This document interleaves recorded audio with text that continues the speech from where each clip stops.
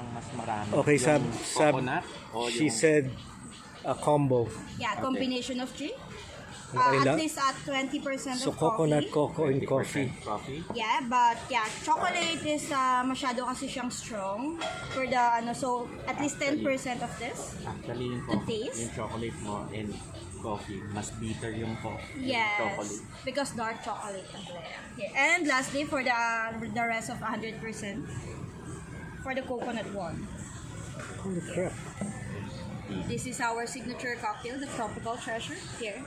Actually, we serve that during Vogue Philippines, Lifestyle Asia, even the Manila Fashion Week lights up too. Ngayon, alam ko na kung bakit. Lasing ka na, gising ka pa. Yeah. Kasi pagka yan nang ininom mo, magtatae ka. Actually, no sir. Kasi wala siyang dairy, wala siyang preservatives, wala siyang additives.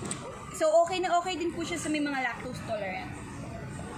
Wala akong problema. Basta alcohol. And I can guarantee you, I finished one bottle of this in just one night. Because I am a beer drinker. Masyado mataas yung alcohol tolerance.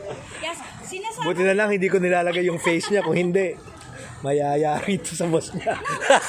My boss given me this one. Oh, yeah. For PR, yes. My boss is very generous, yeah. They Wow. given me one of this. Who made this? Anong pangalan ng gumawa? Si Mr. Vernon Carandang and Mr. Mark Rivera.